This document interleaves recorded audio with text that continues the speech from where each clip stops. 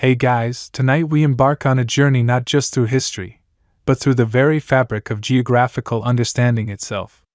Imagine, if you will, the soft glow of a flickering candle, casting dancing shadows across parchment, the faint scent of aged vellum and dust motes suspended in the air. You're not just listening, you're there, leaning in, straining to decipher faded ink, trying to reconcile what you see with everything you thought you knew about our world. This isn't just a story, it's a quiet revolution, a whisper that dared to shout, threatening to unravel centuries of established truth. You might feel a slight chill, a sense of vertigo as the familiar ground beneath your historical feet begins to shift.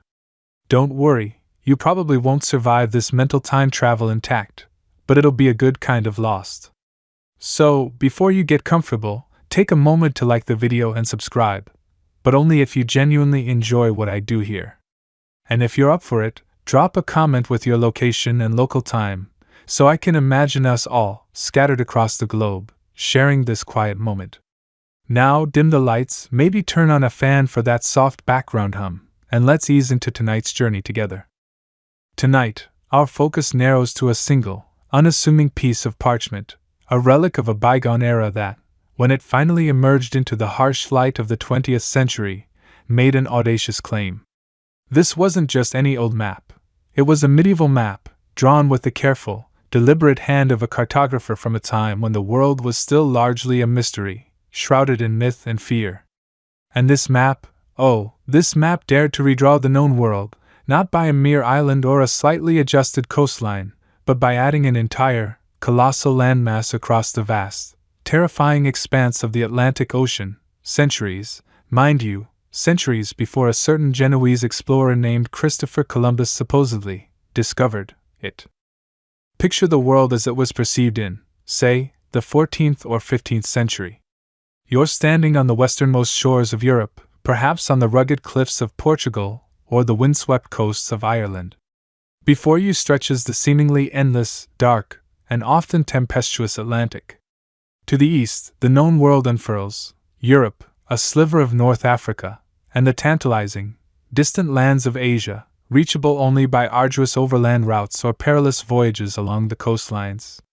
For most, the ocean to the west was the edge of everything. It was the great unknown, a place where mythical beasts might lurk, where the very sea could boil, or where, if you sailed far enough, you might simply tumble off the edge of a flat, disc-shaped world. Though it's a popular modern misconception, most educated people in the Middle Ages, particularly scholars and navigators, understood the earth was spherical. The ancient Greeks had proven it centuries before. The challenge wasn't the shape, but the size of the globe, and what lay across its vast, watery expanses. Historians still debate the precise extent of geographical knowledge held by various European cultures before the age of exploration, particularly concerning the possibility of land beyond the western horizon. But for the common person, and even for many who dabbled in geography, the Atlantic was a definitive, uncrossable barrier, a watery curtain drawn across the stage of the world. Now, imagine that perception, that deeply ingrained understanding of global geography, being utterly shattered by a single, humble piece of vellum. This map wasn't adorned with the fanciful sea monsters or "here be dragons" warnings that often populated medieval charts when cartographers ran out of actual information, though, let's be honest, sometimes those dragons were just an early form of "road closed, detour ahead" for sailors who didn't want to explain why they got lost. Instead, this map presented a remarkably coherent, if somewhat distorted, outline of a land that, according to prevailing history, simply shouldn't have been there. It was an anachronism, a historical paradox captured in ink and parchment, promising to rewrite the very first chapter of the American story. The sheer audacity of this map's claim cannot be overstated. For centuries, the narrative was clear: Columbus, in 1492, sailed the ocean blue, and by doing so, discovered the Americas for the European world. This narrative, while now widely nuanced and challenged by indigenous perspectives and earlier Norse landings, was the bedrock of Western historical understanding for generations. Textbooks were written, monuments erected, holidays celebrated, all commemorating that pivotal moment. But what if a document existed, quietly preserved in some forgotten collection, that fundamentally undermined that cornerstone? What if it showed that someone, long before Columbus even dreamed of his westward voyage, had not only reached these shores but had also mapped them, however crudely? Consider the implications. If this map were genuine, it would mean that the concept of a new world wasn't a sudden revelation in the late 15th century, but a secret, or at least a forgotten piece of knowledge, that had been floating around, literally, for hundreds of years. It would suggest that the age of discovery, as we've traditionally understood it, wasn't a sudden burst of intrepid exploration into the utterly unknown, but perhaps a rediscovery, a re-engagement with a world that had once, briefly, been glimpsed and then lost to the mists of time and the vastness of the ocean. It's like finding out your favorite band actually released their debut album years before you ever heard of them, only the stakes here are, well, slightly higher than your music taste. The very act of creating such a map in the medieval period was a monumental undertaking. Forget your Google Maps or even your old-school fold-out road atlases. Medieval cartography was a blend of science, art, and often, educated guesswork. Without accurate chronometers, sextants, or reliable methods for determining longitude, voyagers relied on dead reckoning, star observations, and sheer luck.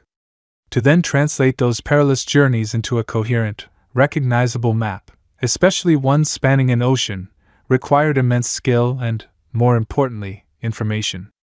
Where did this information come from? Who possessed the knowledge to depict lands so far beyond the accepted boundaries of the known world? These questions, heavy with the weight of centuries, hung over this map, even before its true nature began to unravel. This map wasn't just a curiosity. It was a potential bombshell, a quiet, unassuming piece of parchment carrying the weight of a revolution. It challenged the very idea of discovery, pushing back the timeline of transatlantic contact by centuries and forcing a re-evaluation of who truly found what and when. And it did so with a quiet confidence, its ancient ink seemingly whispering tales of voyages and lands that history had long since forgotten, or perhaps deliberately suppressed. The map made its claim, bold and undeniable, and for a time, the world listened, captivated by the possibility that our understanding of history was, in fact, merely a chapter in a much larger, much older book. You're drifting now, on the gentle currents of history, lulled by the whisper of ancient parchment. And just as you might imagine a long-lost treasure chest surfacing from the deep, so too did our protagonist, the Vinland Map, emerge into the light of the mid-20th century. It didn't arrive with trumpets blaring or flags waving. Oh no, that would be far too straightforward for a document destined to cause such a fuss. Instead, it slipped into the scholarly world with the quiet, almost conspiratorial, grace of a secret agent. Imagine the scene. It's the 1950s, a time when the world was still catching its breath after the tumultuous years of war. Academics, ever so slightly rumpled and perpetually engrossed, were poring over texts, their libraries smelling of old paper, dust motes dancing in the shafts of sunlight. The intellectual landscape, particularly concerning the history of the Americas, was fairly settled. Christopher Columbus, bless his adventurous soul, still held the undisputed title of the first European to discover the New World. Yes, the old Norse sagas, those epic tales of Viking voyages to a land they called Vinland, had long existed. You could find them tucked away in dusty corners of university libraries, read by a dedicated few, but largely dismissed by mainstream historians as charming, perhaps even inspiring, folklore. They were wonderful stories, full of dragon-headed longships and intrepid explorers like Leif Erikson, but tangible proof? Not so much. It was a bit like your great-aunt's wild stories about her daring youth, delightful to listen to, but you wouldn't exactly build a historical monument based on them. And then, out of seemingly nowhere, a map appeared. Not found in a forgotten tomb, nor unearthed from an archaeological dig, but rather, it surfaced through the intricate, often shadowy, network of antiquarian book dealers.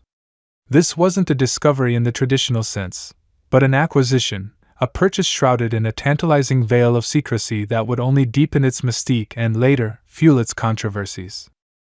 Picture yourself, a seasoned curator at a prestigious institution like Yale University, receiving a discreet phone call. The voice on the other end, perhaps a bit hushed, speaks of an item of unparalleled historical significance, something that could literally rewrite textbooks. Your eyebrows might raise, a skeptical hum escaping your lips, because, let's be honest, you've heard such claims before. Most turn out to be either outright fakes or wildly exaggerated trinkets. But this time, something felt different. The whisper wasn't about a mere curiosity, it was about a map. A medieval map. And it showed North America. The very idea would have sent a jolt through the quiet, scholarly halls. A genuine medieval map depicting lands across the Atlantic, centuries before Columbus? It was like someone claiming they'd found a selfie stick in a Roman ruin. Utterly preposterous, yet undeniably intriguing. The initial reaction, you can imagine, was a potent cocktail of incredulity and fervent hope. Could it be true? Could something so profoundly important have simply been lost for so long? The map, along with two other genuine medieval manuscripts, a 13th century travel account called the Tartar Relation and a fragment of a 15th century encyclopedia, the Speculum Historiale by Vincent of Beauvais, had been acquired by a discerning, and very wealthy, American collector named Paul Mellon. He was a man of immense resources and a deep love for rare books and manuscripts. The transaction itself was handled with the utmost discretion, the details initially kept under wraps. It wasn't just a simple purchase. It was a carefully orchestrated maneuver in the high-stakes world of rare antiquities. This quiet, almost clandestine, arrival only added to its allure, lending it an air of being too good to be true, a feeling that would eventually prove unsettlingly accurate. The map's provenance, its journey through various hands before reaching Mellon, was, to put it mildly, a bit murky. It had apparently been bought by an Italian dealer in the 1920s from a European library, then passed through several other hands, each step adding a layer of mystery rather than clarity. The story was less of a clean, traceable lineage and more of a whispered rumor passed in dimly lit backrooms, a narrative that would later become a major point of contention. This lack of a rock-solid, verifiable chain of ownership from its supposed creation until its modern appearance immediately raised a red flag for some, even amidst the initial euphoria. Historians still argue whether the map's initial appearance was a carefully orchestrated reveal designed to maximize impact, or simply the natural unfolding of a highly valuable item through the secretive channels of the art market. When the news finally broke, officially announced by Yale University in 1965, the scholarly world erupted. It wasn't just a ripple, it was a tidal wave. For decades, the debate over pre-Columbian transatlantic contact had simmered, largely confined to the realm of speculative history and the aforementioned Norse sagas. The Vinland Map, if authentic, offered the kind of undeniable, visual evidence that could silence the skeptics and elevate the sagas from mere legend to verifiable historical fact. It was a cartographic mic drop. The sheer audacity of its claim, presented in the humble form of an old drawing, was breathtaking. Here was a map, purportedly from the mid-15th century, illustrating not just Europe, Asia, and Africa, but also Greenland with remarkable detail, and most astonishingly, a large island clearly labeled Vinland Insula, the island of Vinland, situated to the west of Greenland. This wasn't some vague blob, it was a distinctive landmass, seemingly confirming the Viking voyages centuries before Columbus set sail. Imagine the excitement, the hurried phone calls between universities, the frantic scanning of microfiches, the buzzing in academic departments.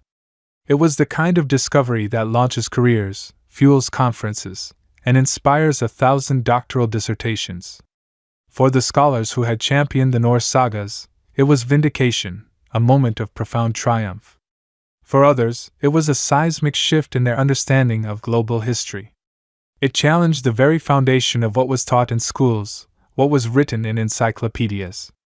The mainstream historical fact that Columbus was the discoverer was suddenly under direct, visual assault. It was as if someone had found a medieval blueprint for a smartphone, utterly anachronistic, yet undeniably present. The map's quiet emergence, its patient waiting in obscurity before bursting onto the scene, was perhaps its most cunning trick. It allowed for a gradual build-up of anticipation and an initial unquestioning acceptance, before the harsher light of scientific scrutiny could be fully brought to bear. It was a slow-motion reveal, like pulling back a velvet curtain to unveil something truly astonishing, giving everyone just enough time to gasp before they started asking the really uncomfortable questions. And those questions, as you'll soon hear, would prove to be far more persistent than the initial cheers of delight. But for a brief, shining moment, the Vinland Map was the darling of the academic world, a silent, unassuming piece of parchment that promised to rewrite history with a single, elegant stroke of ink. Now, picture this: the hushed, almost reverent atmosphere of a major academic press conference in October of 1965. You can almost feel the collective intake of breath, the anticipation hanging in the air like dust motes dancing in a sunbeam through an ancient library window. This wasn't just another dry academic announcement. This was the scholarly equivalent of a blockbuster movie premiere, a revelation poised to send shockwaves far beyond the ivory towers and into the very bedrock of our understanding of history. Yale University Press, with all the gravitas and prestige its name commanded, unveiled to the world what they presented as a genuine, undeniable medieval map, a document so audacious in its claims that it threatened to fundamentally rewrite the opening chapters of American history. Imagine the delight, the sheer, unadulterated joy that rippled through the cartographic community, the historians, the medievalists, and indeed, the general public.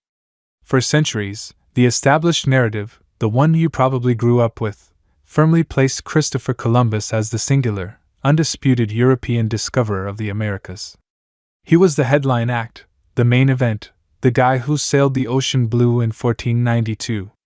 It was a mainstream historical fact, etched into textbooks and celebrated in countless parades. But here, suddenly, was a quiet, unassuming piece of parchment, dated to around 1440, a full half-century before Columbus even set sail from Palos de la Frontera, that dared to suggest otherwise. It wasn't just a suggestion, it was a visual, cartographic assertion. The map, soon to be famously known as the Vinland Map, depicted a landmass far to the west of Greenland, clearly labeled Vinland Insula, Vinland Island. For those steeped in Norse lore, the name resonated immediately. It was the legendary land described in the Icelandic sagas, tales of intrepid Viking explorers like Leif Erikson who, centuries before Columbus, were said to have ventured across the icy North Atlantic to a fertile, grape-rich land. For generations, these sagas, while beautiful and compelling, had largely been relegated to the realm of folklore, heroic myths, or at best, tantalizing whispers of what might have been. Sure, archaeologists were beginning to unearth tantalizing clues at Lanceaux Meadows in Newfoundland, hinting at a Norse presence, but those were still nascent discoveries, slowly piecing together a puzzle. The map, however, was a lightning bolt. It was direct, irrefutable, or so it seemed at the time, proof from the very era. It was like finding a selfie taken by Leif Erikson himself, complete with a caption. "Here I am, discovering North America. #Viking life." The initial acclaim was nothing short of euphoric. Academics, often a cautious and skeptical bunch, seemed to fall head over heels for this new arrival. It was embraced with an almost unprecedented level of enthusiasm and widespread acceptance. You could practically hear the collective sigh of relief from scholars who had long championed the sagas, now feeling utterly vindicated. The map seemed to fill a gaping hole in the historical record, providing a tangible, visual link to a lost chapter of transatlantic exploration. It was presented as a cartographic marvel, demonstrating a level of geographical knowledge that was simply astounding for its supposed time. The depiction of Greenland, for instance, was remarkably accurate, far more so than other maps of the period, hinting at extensive Norse exploration and mapping capabilities. And then there was the controversial Vinland Insula itself, depicted as a large island, distinct from the American mainland, but unmistakably representing a landmass west of the known European world. The news spread like wildfire. Newspapers around the globe splashed headlines celebrating the discovery of the Vinland Map, proclaiming it a monumental find that would necessitate the rewriting of history textbooks. Television news segments, still a relatively new medium for such announcements, breathlessly reported on the map's implications. The public was captivated. It tapped into a primal human fascination with exploration, with the idea of forgotten journeys and brave pioneers. For many, it was a thrilling narrative. The Vikings, those legendary seafaring warriors, had truly been there first. Columbus, while still important, was now seen as a latecomer to the party, perhaps just needing a better map.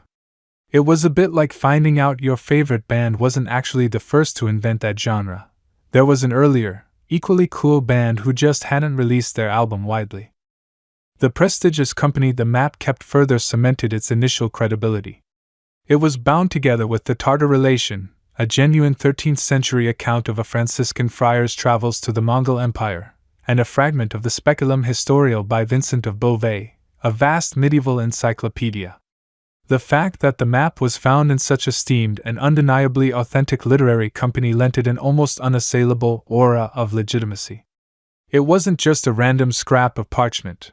It was part of a meticulously preserved collection, suggesting a provenance that seemed robust and beyond reproach. You imagine the hushed reverence as experts handled the brittle parchment, traced the delicate lines of the ink, and marveled at its apparent age. The meticulous scholarly publication accompanying its unveiling, complete with detailed analyses and arguments for its authenticity, further bolstered its acceptance. It was presented not as a possibility, but as a certainty, a definitive piece of evidence that had simply been awaiting its moment in the historical spotlight. This period was one of almost uncritical embrace. The sheer excitement of confirming the sagas, of adding a dramatic new chapter to the story of global exploration, seemed to sweep away any lingering doubts. It was a narrative too compelling, too perfect, to question deeply at first glance. Historians still argue whether the sheer excitement of confirming the sagas blinded some to subtle inconsistencies from the outset, or if the rigorous scientific tools needed for deeper scrutiny simply weren't yet available. But for a glorious, brief period, the Vinland Map stood as a triumph, a testament to Norse daring, and a quiet, parchment-thin challenge to the historical narratives we thought we knew so well.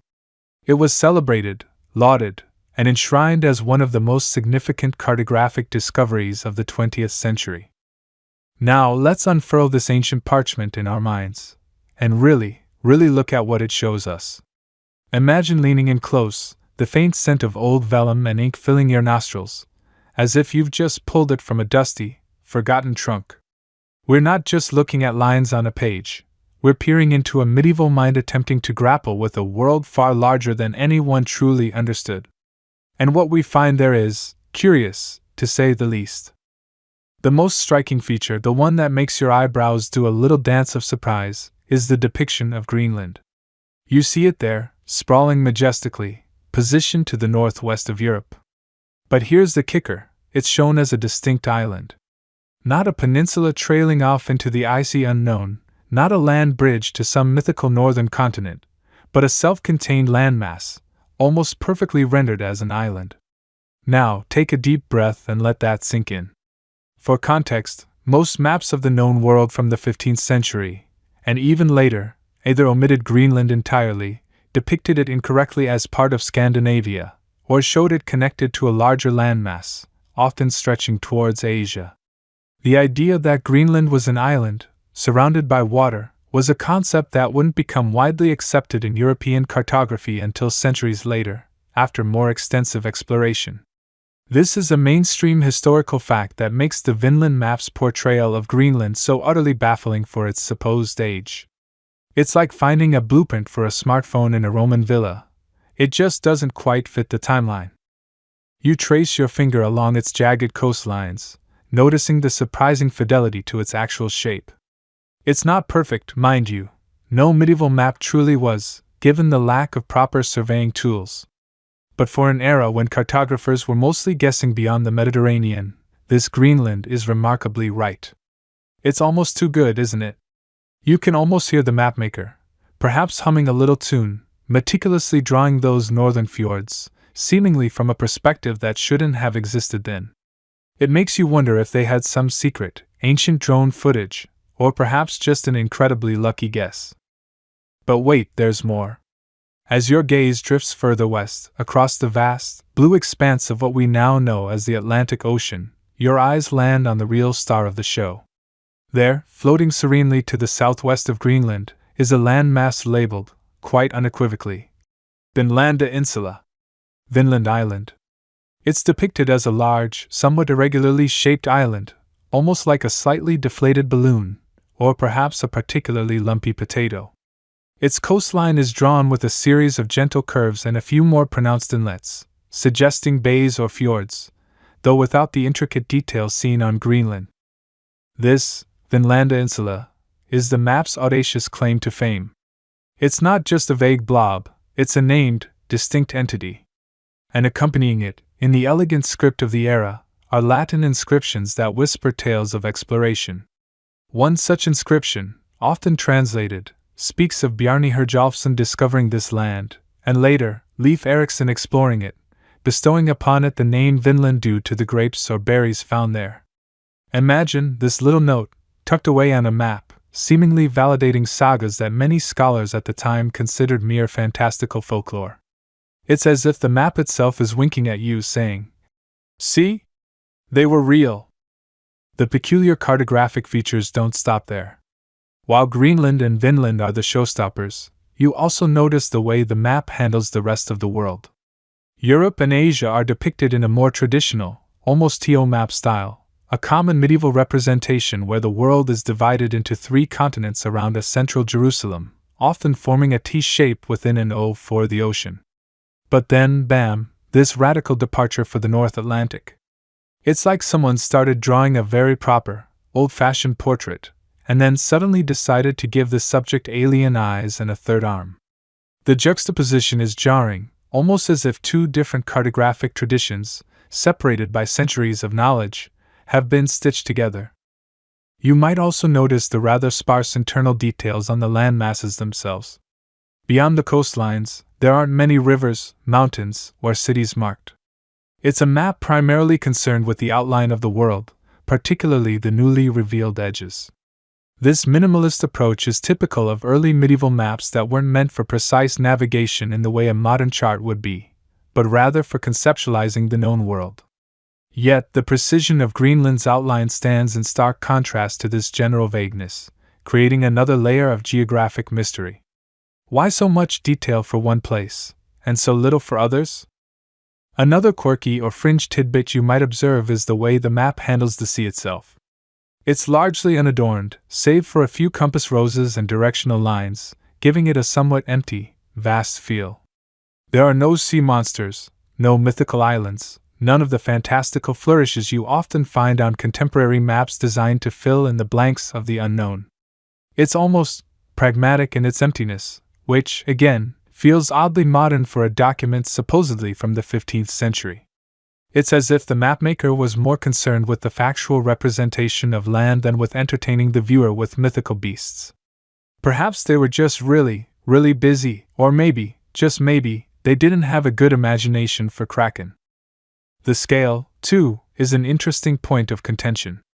While it's hard to precisely determine the scale without modern coordinates, the relative sizes and distances between Greenland and Vinland, and their positioning relative to Europe, have been scrutinized.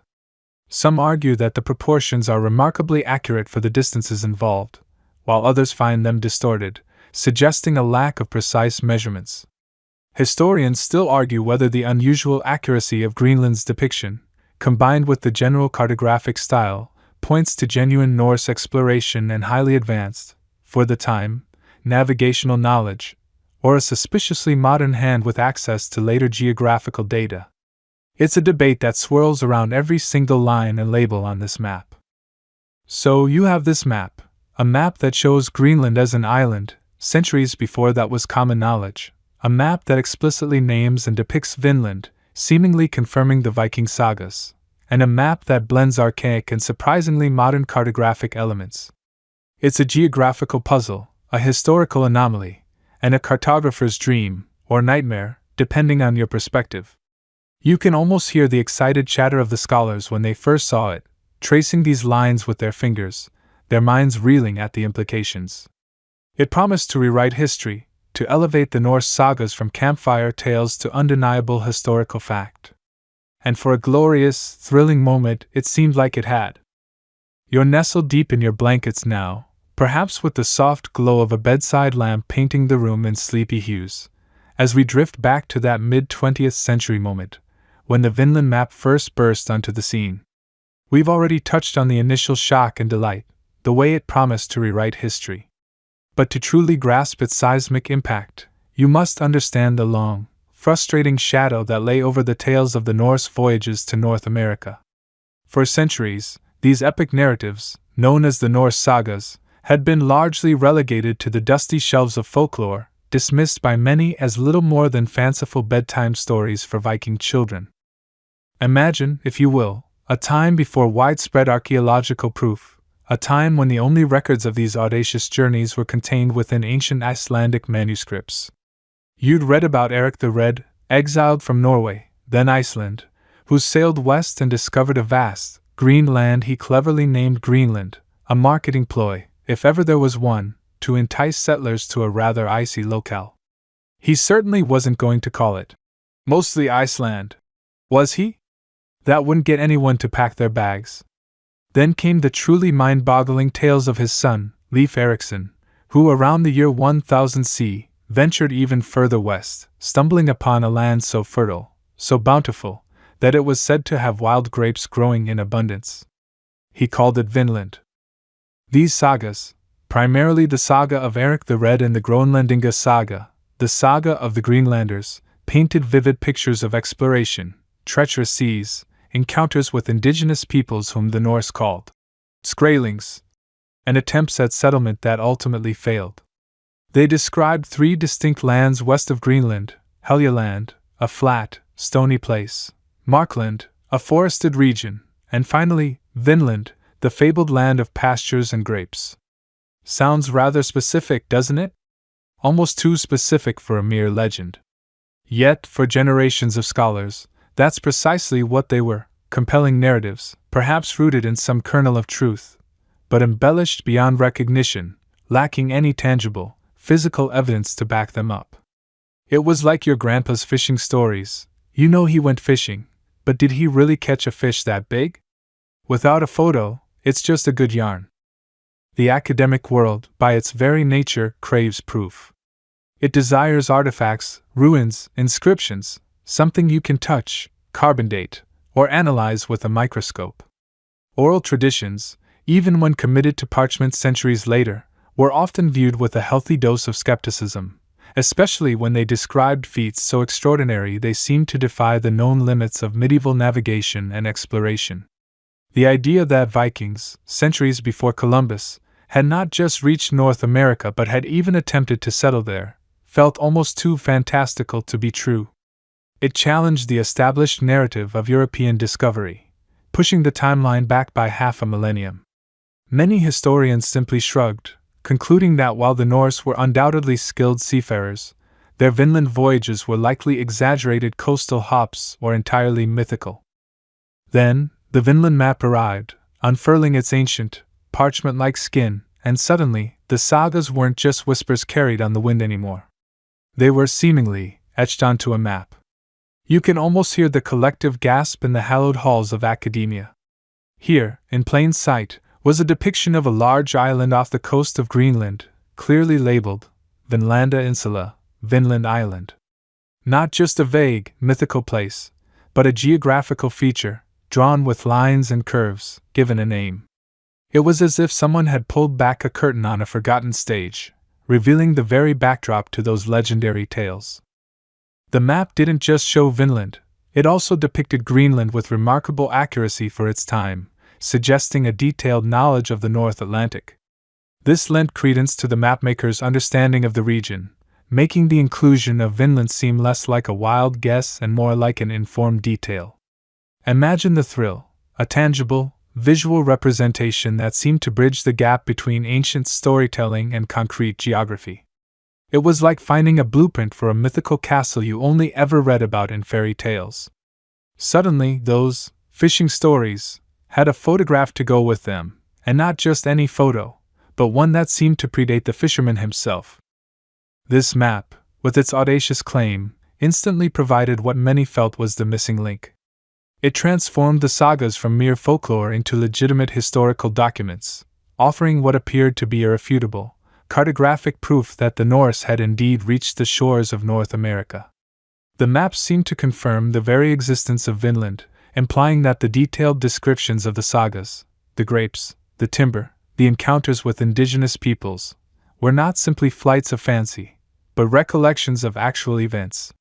The scholarly world, already buzzing with the idea of pre-Columbian contact, now had a medieval artifact that seemed to scream, "Yes! It was real! And here's where it was!" The excitement was palpable. For centuries, the sagas had been dismissed as the imaginative ramblings of isolated islanders. But with the map, they were suddenly elevated to the status of historical fact, their geographical claims seemingly validated by an independent source that appeared to be contemporaneous with, or at least derived from, genuine Norse exploration. It was a vindication for those who had always believed there was more than just myth to the Vinland tales. You could practically hear the collective sigh of relief from medievalists who finally had something tangible to point to. This newfound proof wasn't just a scholarly curiosity, it had profound implications for our understanding of transatlantic exploration. For so long, Christopher Columbus had held the undisputed title of Discoverer of the New World, a problematic title in itself, given the millions of people already living there, but that's a conversation for another sleepy evening. The Vinland Map, by seemingly confirming the Norse presence centuries earlier, chipped away at that narrative, suggesting a much richer, more complex history of early contact between Europe and the Americas. It was a paradigm shift, a quiet revolution in historical understanding. It's important to note, however, that even before the map's emergence, a significant archaeological discovery had already begun to turn the tide in favor of the saga's authenticity.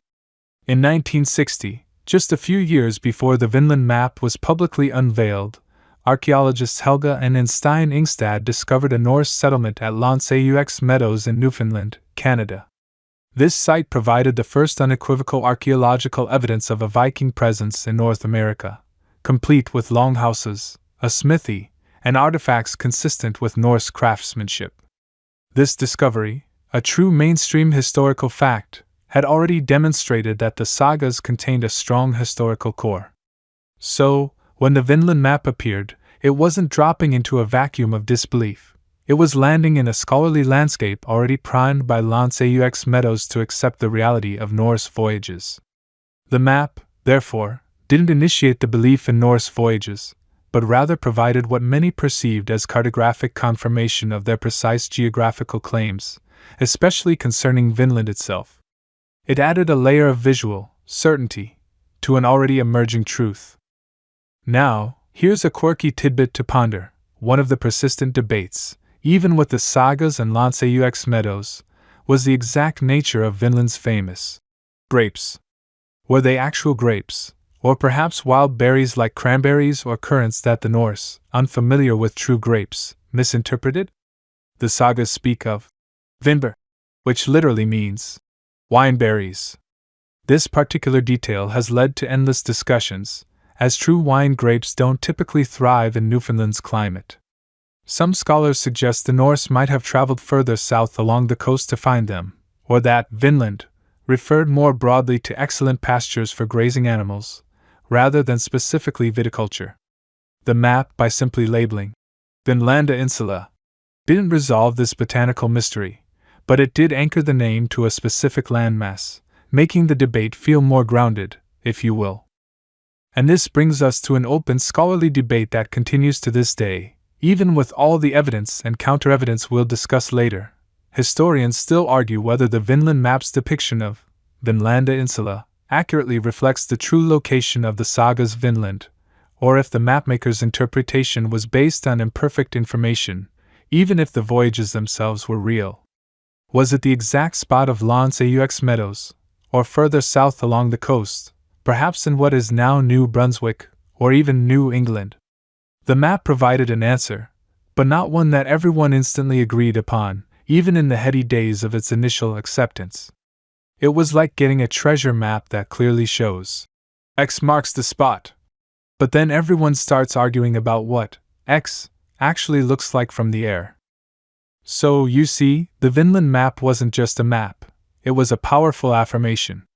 It seemed to give concrete form to centuries of whispered legends, elevating the Norse sagas from the realm of charming but unsubstantiated folklore into the hallowed halls of verifiable history. It was a direct, visual link to a forgotten chapter of exploration, promising to reshape our understanding of who discovered what and when. The world, for a brief, shining moment, believed it held proof that the Vikings hadn't just sailed the seas, but had charted new worlds, leaving behind a cartographic testament to their incredible journeys. You've just had your mind gently blown by the very idea of this map, this cartographic rebel, daring to whisper secrets of a continent before its time. You're picturing it, perhaps, unfurled on a dusty table, glowing with the aura of ancient discovery. But here's where the story gets even richer, and perhaps a little more complicated, like finding out your new, incredibly cool friend comes with a surprisingly eccentric entourage. Because the Vinland Map, you see, didn't just appear on its own, floating through time like a message in a bottle. Oh no. It arrived with company, bound snugly within the embrace of two other, undeniably genuine, medieval manuscripts. Imagine the scene. It's the mid-20th century. A rare book dealer, Lawrence Whitten, a man with an eye for the extraordinary and a nose for the musty scent of history, comes across this particular volume. You can almost hear the quiet rustle of old paper as he carefully turns the pages. And there it is, this map, nestled amongst texts that were already, in their own right, incredibly significant. It wasn't just a rogue piece of parchment. It was part of a bound collection, a sort of historical greatest hits compilation, if you will, but with one very unexpected bonus track. This binding, this physical connection, was initially key to the map's perceived authenticity, lending it the gravitas of its ancient companions. It was like showing up to a party with two very respectable elders. People just naturally assumed you were part of the family. The first of these distinguished companions was a manuscript known as the Historia Tartarorum, or History of the Tartars. Now, if you're thinking, wait, Mongols? What do Mongols have to do with Vikings in North America? You're asking precisely the right question. But bear with me, because this text is a treasure in itself. It's a first-hand account, a travelogue of sorts, penned by a Franciscan friar named Giovanni de Pien del Carpine. In the 13th century, Carpine embarked on an epic, perilous journey across vast, untamed lands, all the way to the court of the Great Khan in Mongolia. Think of it as the original extreme travel blogging, only instead of selfies with lattes, he was dodging arrows and trying to convert a powerful emperor. His mission, on behalf of Pope Innocent IV, was to deliver a papal bull and, perhaps more importantly, to gather intelligence on the terrifying Mongol hordes who had been sweeping across Eastern Europe, leaving devastation in their wake. Carpine's account is a breathtaking glimpse into a world few Europeans had ever seen. He meticulously documented the Mongols' customs, their military tactics, their social structure, and the sheer scale of their empire. Before the discovery of this particular manuscript, other versions of Carpine's account existed, but they were often incomplete or heavily edited. This Historia Tartarorum manuscript, however, was believed to be the most complete and authentic version known. Its discovery alone was a major coup for medieval historians and scholars of Asian history. It offered an unparalleled, unvarnished window into the Mongol Empire from the perspective of a brave and observant European. You can imagine the academic excitement, the quiet murmurs of scholarly delight, as researchers devoured its pages, piecing together a more accurate picture of a pivotal moment in global history. This was a mainstream historical fact that, by itself, would have made the entire volume incredibly valuable. The second companion, even larger and more encyclopedic in scope, was a portion of the Speculum Historio by Vincent of Beauvais. Now, Vincent of Beauvais was a Dominican friar and a prolific scholar of the 13th century, truly a one-person medieval Wikipedia. His Speculum Maeus, Great Mirror, was an enormous compendium of all knowledge in his time, divided into 4 parts: the Speculum Naturale, Natural Mirror; Speculum Doctrinale, doctrinal mirror, speculum morale, moral mirror, and our friend, the speculum historial, historical mirror. This last part was a monumental chronicle of world history, from creation to Vincent's own time, drawing from countless sources, both sacred and secular. It was an ambitious attempt to organize and synthesize all known historical information, truly a Herculean task for a pre-internet scholar. The portion bound with the map and the Historia Tartarorum was, naturally, a selection from this vast work, providing a historical context that spanned millennia. So you have this incredibly rare, complete account of the Mongols, a massive chunk of medieval world history, and then, tucked right in there, this map, depicting a land far, far to the west that shouldn't, by conventional wisdom, have been known. It was like finding a vintage record player with a never-before-heard demo tape by a legendary band, neatly tucked inside the sleeve of a classic album that was already a collector's item. The initial thought, of course, was that the map must have been part of the original medieval compilation, sharing the same age and provenance as its illustrious companions. The presence of these undeniably authentic and historically significant texts provided a powerful initial argument for the map's own antiquity. If it's with these guys, the logic went, it must be legit. But here's where the layers to its mysterious provenance truly begin to peel back, slowly, like an onion with a very long and convoluted past. The question arises, were these three disparate items, the Mongol history, the world history, and the Vinland Map, originally bound together in the 15th century, the supposed date of the map's creation, or were they brought together much later? This is where a quirky or fringe tidbit emerges, one that adds another wrinkle to the tale. The Historia Tartarorum manuscript itself was considered an utterly unique and incredibly important find. Its value was so immense that for a time, some scholars debated whether the map was merely a secondary, perhaps even later, addition to a volume whose primary significance lay with the Mongol narrative. It was almost as if the map was the unexpected plus one that turned out to be the most talked about guest at the historical party, overshadowing the main event. The physical evidence of the binding itself became a focal point of intense scrutiny. When you look at old books, you often find signs of rebinding, repairs, or even new elements being inserted over centuries. Was the binding of this particular volume original? Or was it a later marriage of separate manuscripts? If the map was indeed inserted at a later date, perhaps in the 20th century, then its authenticity would be immediately thrown into doubt, regardless of the age of the text it accompanied. Think of it this way. If you find a modern postcard tucked into a very old family photo album, you don't automatically assume the postcard is as old as the album. You question how it got there. This brings us to a crucial point of ongoing contention. Scholars continue to debate whether the map was originally conceived as part of this specific manuscript collection, or if it was a later insertion. Some early proponents of the map's authenticity argue that the texts and the map were written on parchment of similar size and type, suggesting a common origin or at least an early medieval association. They posited that the map might have been drawn to illustrate some of the geographical knowledge alluded to in the Speculum Historial, or that it was simply bound with these texts because they were all part of a larger, perhaps ecclesiastical, library collection. After all, medieval libraries often had eclectic mixes. You might find a book on theology next to a treatise on astronomy, next to a collection of poetry. Why not a world history, a travelogue, and a map? However, as doubts about the map's authenticity grew, the provenance of the entire volume became increasingly suspicious. Critics began to suggest that the map might have been deliberately inserted into an existing, genuinely old volume to give it a veneer of antiquity. Imagine a clever forger, not just creating a fake map, but also carefully choosing historically significant, valuable, and undeniably authentic texts to bind it with. It's a masterful stroke, a kind of historical sleight of hand. By associating the new with the old, the questionable with the unimpeachable, the forger could hope to bypass initial skepticism. It's like a Hollywood movie trying to get an unknown actor famous by casting them alongside two Oscar winners. Oh, they must be good if they're with them. The very intriguing literary company. The map kept, therefore, became a double-edged sword. On one hand, It initially bestowed upon the map an air of undeniable medieval legitimacy, making its grand claims seem more plausible.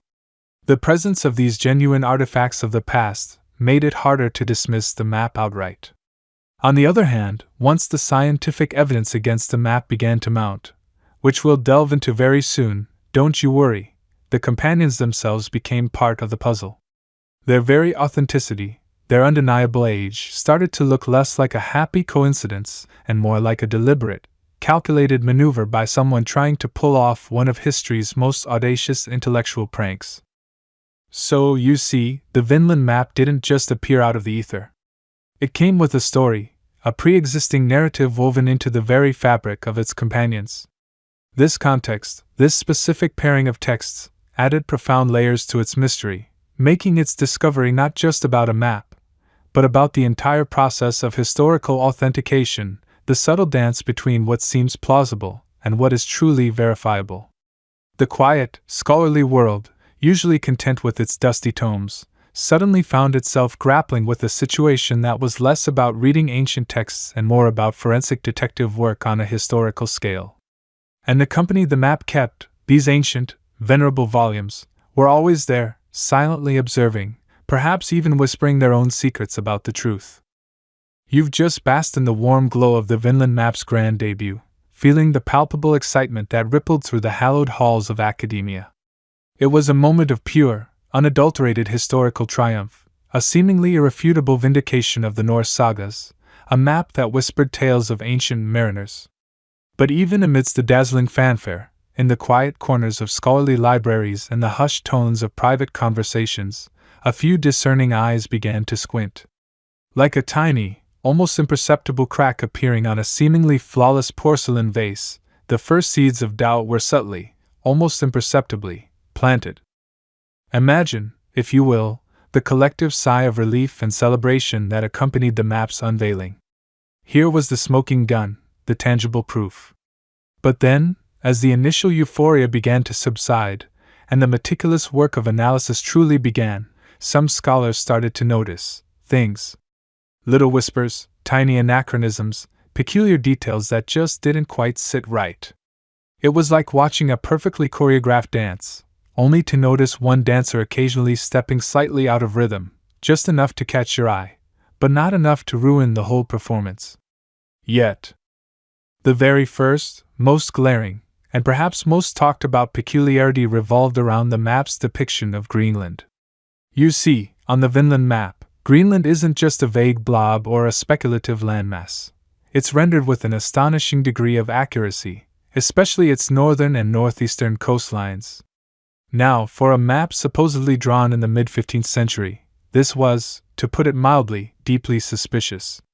Mainstream historical fact tells us that medieval European cartography, while often impressive for its time, was generally quite schematic and filled with vast, unexplored areas. Explorers hadn't even truly begun to chart the northern reaches of Greenland until centuries later, well into the 19th and even 20th centuries.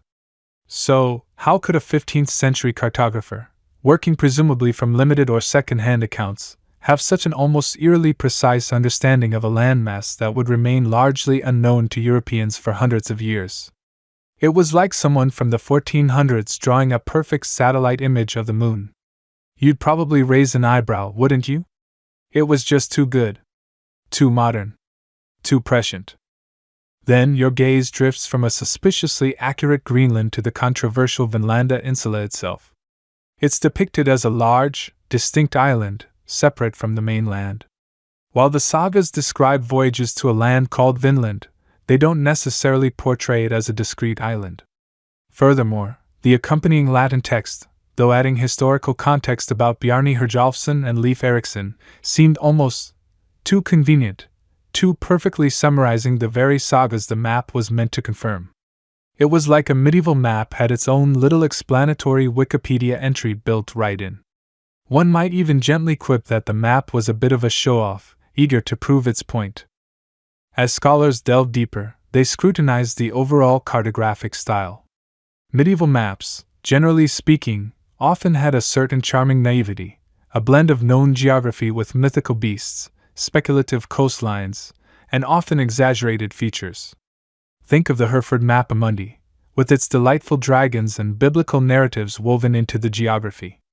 The Vinland Map, however, despite its age, possessed a clarity and a relatively scientific precision that felt oddly out of place for its supposed era.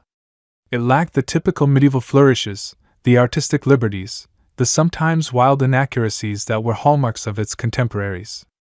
It felt clean. Too clean. Like someone had meticulously planned every line, rather than wrestling with the limitations of 15th century knowledge and tools. Some began to wonder if its very perfection was, ironically, its greatest flaw. And then there were the linguistic and paleographic subtleties. While the Latin script was certainly old, and the language generally consistent with medieval usage, some experts began to pick apart the specific word choices, the grammatical structures, and the handwriting style. Was every stroke, every letter, truly indicative of a mid-15th century hand? Or were there faint echoes of later periods, subtle anachronisms that only the most highly trained eye could detect? It's a bit like a modern detective trying to spot the single pixel out of place in a doctored photograph, maddeningly difficult, but potentially revelatory. A particularly quirky, almost whispered, tidbit that began to circulate among the early skeptics concerned a curious feature on the map itself, the label for Vinland. If you were to look extremely closely, you might notice faint traces of an erased or corrected inscription beneath the current Vinlanda Insula label. It appeared as though the original label had been scratched out and rewritten. Why would a cartographer in the 15th century bother with such a correction, especially on such a crucial, groundbreaking detail? To some, this wasn't just a minor revision, it felt like a clumsy attempt to improve the map, perhaps to make it more convincing or to fit a specific narrative. Was it a genuine correction by an original medieval cartographer, or a telling slip-up by a later hand? This particular detail, while seemingly minor, gnawed at the edges of perfect authenticity for some. The very provenance of the map, its journey through history before its dramatic emergence, also started to raise eyebrows, even if the full unraveling of its shady past was yet to come. It simply appeared, seemingly out of nowhere, in the mid-20th century, attached to a genuine medieval text. While the story presented by its sellers seemed plausible enough on the surface, the lack of a clear, unbroken chain of ownership, of verifiable records stretching back centuries, made some scholars uneasy. You know that feeling when something just falls into your lap, too perfectly, too conveniently? Like finding a pristine, first edition comic book signed by the original artist in your attic, with no memory of how it got there. It's exciting, but also just a little bit suspicious. These early doubts weren't shouts, but rather quiet murmurs, subtle critiques exchanged among specialists. They weren't yet armed with the definitive scientific evidence that would later rock the map's world, but rather with the intuitive knowledge of their craft, the deep familiarity with medieval manuscripts, cartography, and historical context. They were the academic equivalent of skilled art appraisers, able to detect a subtle anachronism in a brushstroke, a slight deviation in pigment that just doesn't feel right. Historians still quietly debate whether these early observations were mere nitpicking or genuine premonitions of the larger truth. Were these scholars simply being overly cautious, or did their finely tuned instincts immediately pick up on the dissonance between the map's claims and its subtle realities? It's a fascinating intellectual puzzle. How much can human expertise discern before scientific instruments weigh in? These were the quiet rumblings before the storm, the first tiny cracks in the facade of what seemed, at first glance, to be the most astonishing historical discovery of the century. The whispers grew louder, not yet a roar, but certainly more than a gentle breeze. You've heard the whispers, felt the subtle unease that began to cling to the Vinland map like a faint, persistent scent. Those initial doubts, those quiet murmurs we talked about, weren't just about the map's peculiar appearance, or its almost too perfect timing. No, the next stage of scrutiny moved beyond the visual, beyond the cartographic oddities, and plunged into the very molecular structure of the artifact itself. Because when something emerges from obscurity, claiming to redraw the entire landscape of known history, you don't just admire it from afar. You put it under the microscope. Literally. Imagine, if you will, the hushed intensity of a highly specialized laboratory, a place where the air hums with the soft thrum of sophisticated equipment, and every surface gleams with an almost surgical cleanliness. Here, the world's most precious documents aren't just read, they're dissected, not with scalpels, but with beams of light and microscopic probes. This is where the Vinland Map, once a celebrated star, found itself placed under an interrogation far more piercing than any human cross-examination. You can almost feel the collective breath holding, as experts, with the delicate touch of a master jeweler, began to prepare tiny, almost invisible samples. The process, you see, was meticulous, painstaking, and designed to be as non-invasive as humanly possible. No one wanted to damage a document that, even if suspicious, was still a piece of history. Think of it like a chef trying to reverse engineer a secret family recipe. You don't just taste the dish, you analyze every ingredient, every spice, trying to figure out its precise composition. For the map, this meant looking at the parchment itself, yes, but the real focus, the true heart of the mystery, lay in the ink. The lines, the labels, the very strokes that brought Vinland into being, what were they made of? Medieval scribes, those unsung heroes of literacy, typically relied on a few tried-and-true ink recipes. The most common, the workhorse of the Middle Ages, was iron gall ink. You know, the kind made from oak galls, those knobby growths on oak trees caused by wasps, mixed with iron salts and a binding agent like gum arabic. It starts out a pale gray or brown, but over centuries, as it oxidizes, it darkens to a rich, deep black, often with a slight reddish-brown tinge. It's incredibly durable, which is why so many ancient manuscripts survive today, despite the best efforts of time and careless handling. Imagine the ink literally biting into the parchment, becoming one with it over the centuries. It's a beautiful, organic process. Another common ink was lampblack, essentially soot mixed with a binder. It's more stable in color, less prone to fading, and often used for illustrations or bold headings. So, when the scientists began their work on the Vinland Map, these were the ingredients they expected to find. They were looking for the chemical fingerprints of the Middle Ages, the telltale signs of a handcrafted, organically aged substance. It was like checking the ingredients list on a package, expecting to see flour, sugar, eggs, but then finding something entirely unexpected. The scientific methods employed were cutting edge for the mid-20th century, and they continue to evolve even today. You'd find techniques like X-ray fluorescence, or XRF, which is a non-destructive analytical method used to determine the elemental composition of materials. Imagine shining an X-ray beam onto a tiny spot of ink, and the atoms in that ink then emit their own characteristic X-rays, which are then detected and analyzed. Each element has its own unique fingerprint, allowing scientists to identify exactly what elements are present and in what quantities. It's like listening to a choir and being able to pick out every single instrument, down to the triangle. Then there was Raman spectroscopy, another non-destructive technique that uses laser light to analyze the molecular composition of a substance. When the laser light interacts with the ink, it scatters in a way that reveals the vibrational modes of the molecules present. Think of it as gently tapping a bell and listening to its unique tone. Different molecules vibrate differently, producing a unique spectral fingerprint. This allowed researchers to identify specific compounds and pigments within the ink, not just the elements. It's one thing to know you have carbon, it's another to know if that carbon is in the form of soot, charcoal, or something else entirely. These were the tools of the trade, the microscopic eyes and ears that probed the Vinland Map's very essence. The initial analyses were slow, painstaking, and sometimes frustrating. You'd have a team of highly educated people, hunched over monitors, squinting at spectral data, running tests, cross-referencing findings. It's not the glamorous, fast-paced science you see in movies. It's often hours, days, weeks of tedious, repetitive work, punctuated by moments of intense concentration and, occasionally, a collective gasp. Or, more often, a slow, dawning realization. One mainstream historical fact that underpinned this entire investigation is that the development of ink itself is a fascinating journey, mirroring human civilization. From the carbon-based inks of ancient Egypt and China, used for writing on papyrus and silk, to the more robust iron gall inks that dominated European monastic scriptoria for over 1,000 years, ink technology evolved slowly, driven by the need for permanence and readability.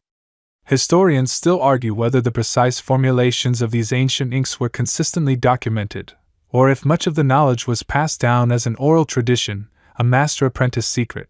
This lack of precise, universally accepted recipes for medieval inks added another layer of complexity to the authentication process.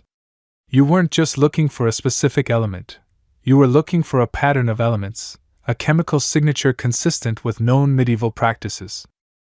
And here's a quirky tidbit for you. While iron gall ink was the staple, some medieval scribes experimented with truly bizarre ingredients to achieve different colors or properties. There are historical accounts of inks made with wine, beer, urine, and even crushed insects like cochineal for vibrant reds. Imagine the smell in some of those scriptoria. So, the scientists weren't just looking for iron, they were looking for a suite of expected elements and compounds, and critically, the absence of anything that shouldn't be there. It's like inspecting a historical building for its original materials, and then suddenly spotting a piece of plastic piping. It just doesn't fit the era. The initial results from the Vinland Map were, frankly, baffling. They weren't immediately damning, but they certainly weren't what anyone expected. The ink looked old, it behaved like old ink under casual observation, but when you put it under the microscope, when you subjected it to the laser and the X-ray, it started telling a different story. The composition wasn't quite right. It wasn't definitively wrong yet, but it was off. Like a familiar song played in a slightly different key.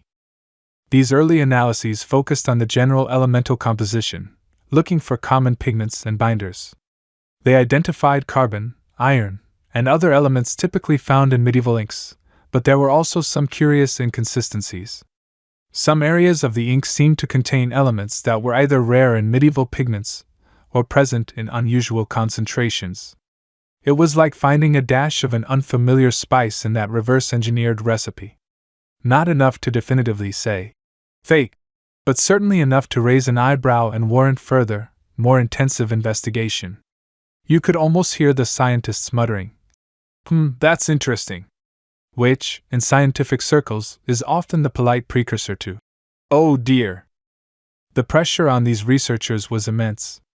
On one hand, they were dealing with a document that had captivated the world, a symbol of Norse daring and a potential game-changer for historical understanding. On the other, their scientific integrity demanded absolute precision and unbiased reporting. They couldn't afford to be swayed by the map's romantic appeal. They had to be cold, hard, and factual. And the facts, as they slowly began to emerge from the hum of the machines and the glow of the monitors, were starting to point towards a very uncomfortable conclusion.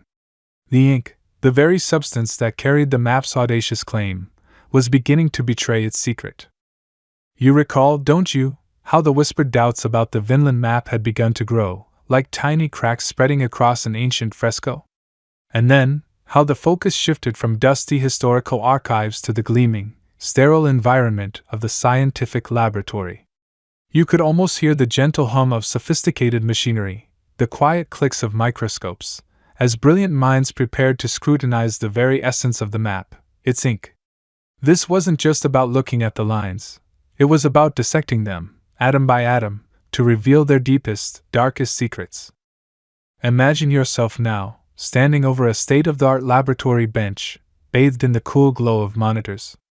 You watch as highly specialized instruments, far more sensitive than anything you might have imagined, are brought to bear on minuscule samples of the map's ink. We're talking about techniques like electron microprobe analysis, Raman spectroscopy, and X-ray fluorescence, fancy names for ways to ask the ink, very politely, "What are you made of?" These aren't destructive tests, mind you. No, they're like shining a very specific, very tiny flashlight on the ink and listening to what light comes back, revealing its unique chemical fingerprint. It's the ultimate forensic investigation, centuries in the making. And the stakes, as you can well imagine, were astronomical. For years, the initial tests had been inconclusive, or at least, not definitively damning. There were whispers about a yellowish discoloration on the map, a sort of spectral halo around the ink lines that hinted at something unusual, but nothing concrete enough to shatter the map's fragile authenticity. But then, in the early 1970s, a team of researchers at the University of California, Davis, led by Walter C. McCrone, a renowned microscopist and forensic analyst, turned their attention to the problem. McCrone was a legend in his field, a man who could tell you the life story of a single dust particle. If anyone could coax the truth out of a medieval ink, it was him. You can almost hear the suspense building, can't you? The quiet hum of the lab, the intense focus, the weight of history resting on a few microscopic flecks of pigment. And then, the bombshell dropped. It wasn't a bang, not a dramatic explosion, but a quiet, almost imperceptible revelation that echoed louder than any cannon fire through the hallowed halls of academia. What they found, embedded within the seemingly innocuous black lines of the Vinland Map ink, was titanium dioxide. Titanium dioxide. Say it with me. It sounds so scientific, so benign, doesn't it? But its presence was anything but. To understand why this discovery was so utterly devastating, you need to understand a little about medieval inks. For centuries, scribes had relied on two primary types of ink: carbon black ink, made from soot or charcoal, or iron gall ink, a concoction of iron salts and tannic acids from oak galls. Both were organic, naturally derived, and had been used for millennia. They were the tried and true workhorses of the written word. Titanium dioxide, on the other hand, is a very different beast. It's a brilliant white pigment, incredibly opaque, and incredibly stable. Think about it. When you look at a modern white wall, or the crisp brightness of a page in a new book, or even that streak of sunscreen on a beachgoer's nose, you're likely looking at titanium dioxide at work. It's everywhere in our modern world, the ubiquitous whitener. But here's the kicker, the absolute, undeniable, historical showstopper: purified titanium dioxide, especially in the fine, consistent particulate form found in the Vinland Map ink, did not exist in the 15th century. Not even close. The element titanium itself was only formally discovered in the late 18th century, named by the German chemist Martin Heinrich Klaproth after the powerful titans of Greek mythology, perhaps hinting at its formidable properties. But even then, it remained a laboratory curiosity, incredibly difficult to isolate and purify. It wasn't until the early 20th century, specifically around the 1920s, that industrial processes were perfected to produce titanium dioxide pigment on a commercial scale. This was a mainstream historical fact that simply could not be argued with. The efficient, large-scale production of this pigment was a hallmark of modern chemistry, not medieval alchemy. And it wasn't just any titanium dioxide.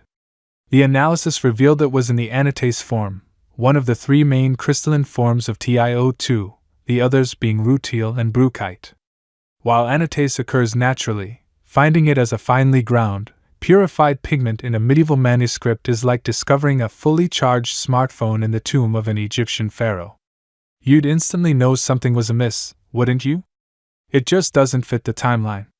You can almost picture a medieval scribe, hunched over his parchment, suddenly pulling out a tiny, perfectly manufactured bottle of white pigment, perhaps wondering if it would make his black ink a little brighter? It's a truly absurd image, isn't it? As if a time-traveling prankster had slipped him a sample of 20th century artist's supplies. The McCrone team's findings were precise. They didn't just find a trace. They found it as a significant component of the ink itself, not as some random contamination. This wasn't a speck of modern dust that happened to land on the parchment. This was in the ink, part of its very composition, giving the ink its characteristic grayish-black hue and that peculiar yellowish halo that had puzzled earlier researchers. The titanium dioxide wasn't an accidental visitor, it was an integral, deliberate ingredient. This startling discovery presented a compelling, almost irrefutable, case for forgery. Think of it as the smoking gun, the DNA evidence that places the suspect firmly at the scene of the crime, centuries too late. The scientific community, which had largely been divided on the map's authenticity, now swung heavily towards skepticism. It was no longer a question of whether the map could be medieval, but rather how it could possibly contain such a definitively modern substance. The implications were profound. If the ink was modern, then the map itself, by extension, had to be a modern creation. It meant that this celebrated artifact, this potential game-changer in the history of exploration, was nothing more than a meticulously crafted hoax. The excitement, the academic triumph, the rewriting of history, all of it began to crumble under the harsh, unyielding light of scientific scrutiny. It was like discovering your favorite historical drama was actually filmed on a set just last year. All that immersion, all that belief, just poof. For those who had championed the map, this was a bitter pill to swallow. They searched for any possible loophole, any fringe tidbit that might explain away the titanium dioxide. Could it have been an incredibly rare, naturally occurring deposit that somehow ended up in a medieval inkwell? Could some obscure, forgotten medieval alchemist have stumbled upon a way to purify it, centuries ahead of his time? The probability was infinitesimally small, bordering on zero. It was like hoping that a dinosaur might suddenly appear in your backyard, theoretically possible, perhaps, but practically impossible. Some suggested that perhaps a medieval pigment, unknown to modern science, contained titanium naturally, but the specific form and distribution of the anatase particles found in the ink strongly pointed to a synthetic, industrially produced pigment. Historians still argue whether the exact composition of the anatase found points to a very specific period of modern manufacturing, perhaps even narrowing down the potential decades in the 20th century when the forgery might have been created. It's a fascinating layer of detective work, trying to date the forgery itself based on the chemical signature of its constituent parts. So, the scientific revelation of titanium dioxide in the Vinland Map ink wasn't just a piece of evidence. It was the turning point. It transformed the map from a controversial but potentially authentic artifact into one of history's most debated, and most likely, greatest hoaxes. The quiet whispers of doubt had become a roaring chorus of scientific certainty, forever changing the map's place in our understanding of early transatlantic exploration. The secret ingredient of the map's ink turned out to be its undoing, like a villain in a mystery novel who leaves behind a perfectly traceable, modern clue. You drift now, gently, from the precise, almost clinical revelation of titanium's telltale presence in the Vinland Map ink, into the churning wake this discovery left behind. Imagine, if you will, the academic world, usually a place of hushed libraries and measured pronouncements, suddenly erupting into a cacophony of gasps, accusations, and frantic recalculations. It was as if someone had just announced that the Mona Lisa was painted with a roller brush and glitter glue. The finding of titanium dioxide, specifically the anatase form, a pigment commonly used in modern white paints and papers but utterly unknown in medieval inks, wasn't just a crack in the map's facade, it was a catastrophic implosion. This wasn't some minor discrepancy, you understand. This wasn't a debate over whether a comma was misplaced or a date was off by a decade. This was the equivalent of finding a freshly minted dollar bill tucked inside a pharaoh's sarcophagus. The scientific revelation, stark and seemingly irrefutable, didn't just suggest forgery. For many, it declared it. The Vinland Map, once hailed as a triumph of medieval cartography and a tangible link to Viking exploration, was now staring down the barrel of an entirely different kind of history, the history of one of the greatest, most audacious hoaxes ever perpetrated. The initial shock, of course, was immense. You can almost hear the collective intake of breath from scholars around the globe, followed by a slow, agonizing exhale. For those who had championed the map, who had devoted years to studying its nuances, to defending its authenticity against earlier, less conclusive doubts, this was a profound, personal blow. Think of the awkward holiday dinners they must have endured, politely deflecting questions from well-meaning relatives about their now debunked precious map. It wasn't just their professional reputations on the line, it was their intellectual integrity, their very judgment. The map had been published, celebrated, even exhibited by prestigious institutions. Its sudden demotion from a priceless artifact to a clever, modern deception sent ripples of embarrassment and recrimination through the hallowed halls of academia. The immediate aftermath was a furious debate, not about the existence of the titanium, but about its implications. Could there be an innocent explanation? Could medieval alchemists have stumbled upon a way to process titanium dioxide centuries before its known industrial application? A delightful thought, perhaps, for a fantasy novel, but less so for rigorous historical inquiry. The scientific community, by and large, delivered its verdict with a quiet, almost mournful finality. The ink was anachronistic. It was a product of the modern era, not the medieval one. This mainstream historical fact, the definitive impact of scientific analysis on historical claims, became undeniably clear. The Vinland Map case solidified the role of sophisticated materials science in authenticating historical documents, moving beyond purely stylistic or contextual evidence. You couldn't just feel a document was old anymore, you had to test its very atoms. And so, the forgery hypothesis took hold with the tenacity of a barnacle on a ship's hull. It wasn't just a theory, it became the dominant explanation, the new consensus. The narrative shifted dramatically. No longer were you marveling at the ingenuity of medieval cartographers, you were pondering the cunning of a modern forger. The question changed from, how did they know about Vinland? To, how did someone pull off such an elaborate trick? The map became a case study in deception, a testament to human cleverness, and perhaps, a touch of hubris. This wasn't merely a mistake, a misidentification of an object. This was an intentional act, a deliberate attempt to mislead, to rewrite history with a fabricated pen stroke. The sheer audacity of it was almost admirable, in a villain from a spy movie kind of way. Who would spend so much effort, so much meticulous detail, to create such a convincing fake? What was the motive? Fame? Fortune? A desire to prove a point, perhaps to settle an obscure academic score? Or was it simply the ultimate intellectual prank, a grand joke played on the unsuspecting scholarly world? The whispers began to circulate, speculating about the mysterious master forger who had managed to fool so many. You could almost imagine them, a shadowy figure, perhaps chuckling softly over their morning tea, reading the breathless reports of their discovery. The Vinland Map, once a beacon of early transatlantic exploration, was now dimmed by the shadow of suspicion, pushed from the spotlight of celebrated artifact into the murky depths of one of history's greatest hoaxes. The implications were vast, extending far beyond a single piece of parchment. It raised uncomfortable questions about the vetting processes for historical treasures, about the initial enthusiasm that can sometimes override critical scrutiny, and about the sometimes fragile nature of historical truth itself. If something so seemingly authentic, so meticulously crafted, could be a fake, what else might be? Think about the feeling of disappointment, the unraveling of a beautiful historical dream. For many, the idea of Vikings reaching North America centuries before Columbus was a romantic and compelling narrative, a testament to their incredible seafaring prowess. The map had provided tangible proof, a visual anchor for the sagas that many had dismissed as mere folklore.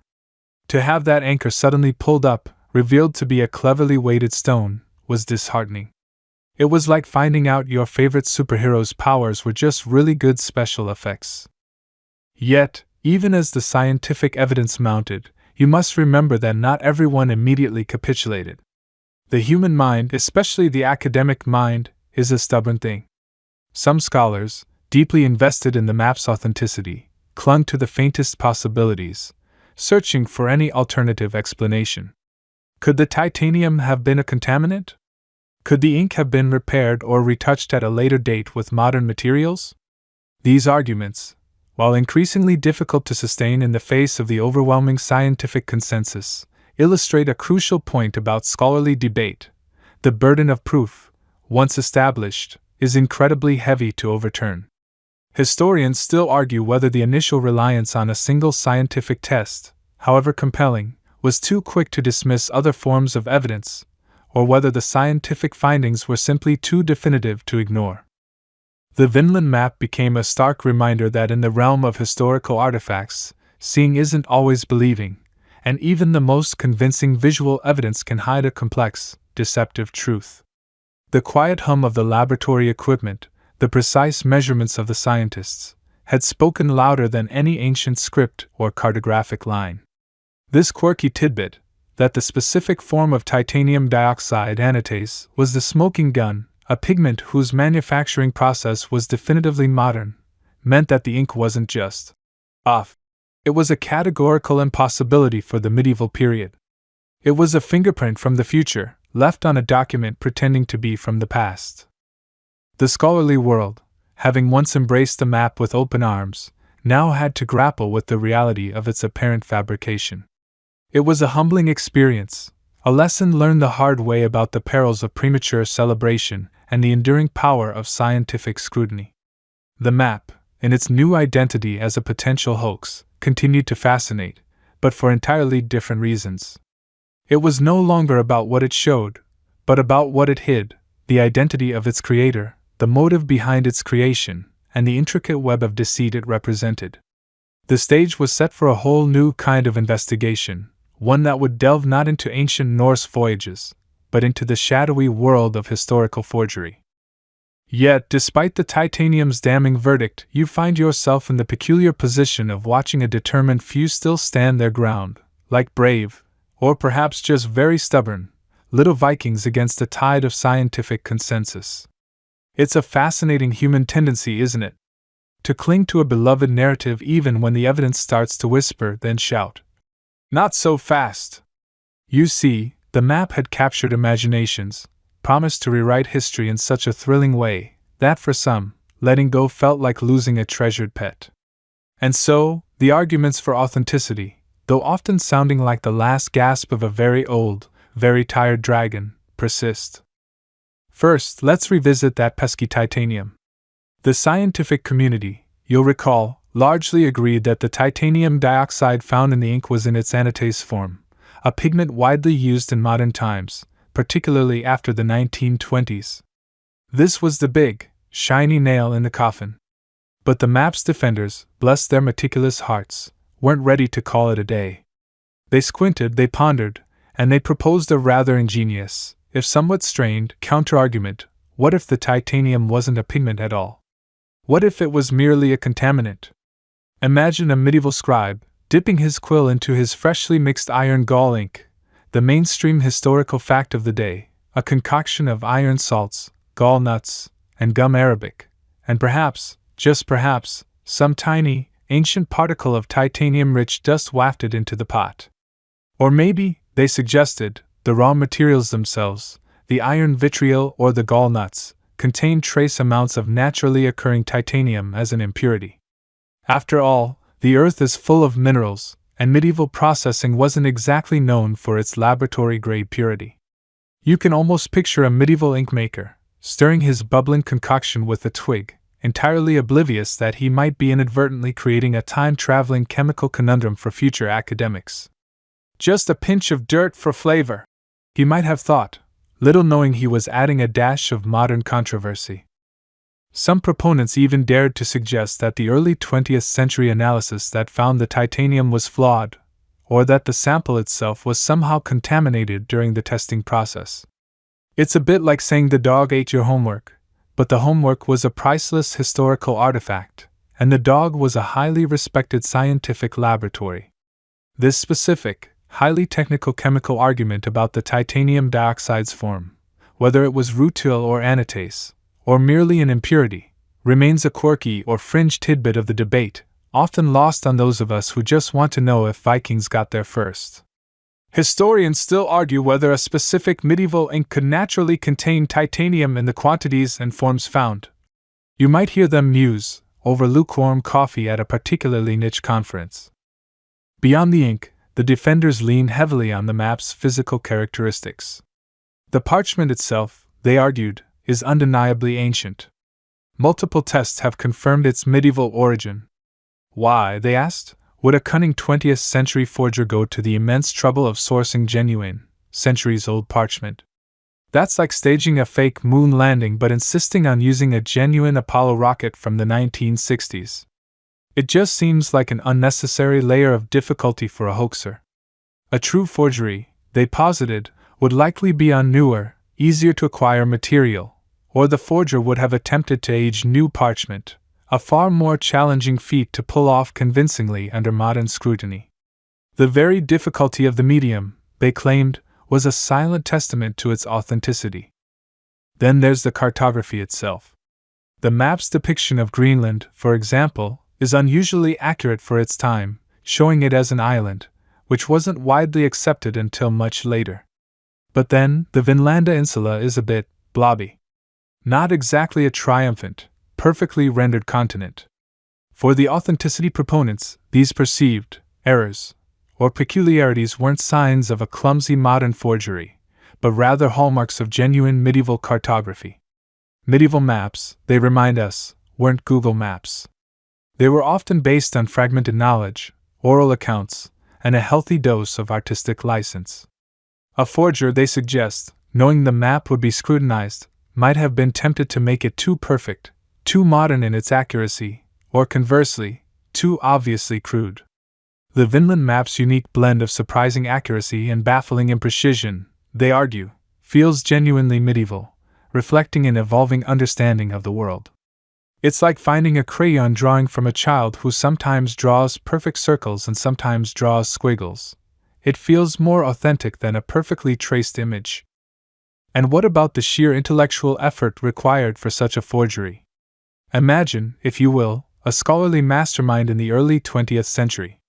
This individual would need not only access to ancient parchment and the chemical know-how to create a convincing ink, or to introduce just the right amount of accidental, modern contaminants, but also an encyclopedic knowledge of medieval cartographic styles, historical geography, and the then emerging understanding of the Norse sagas.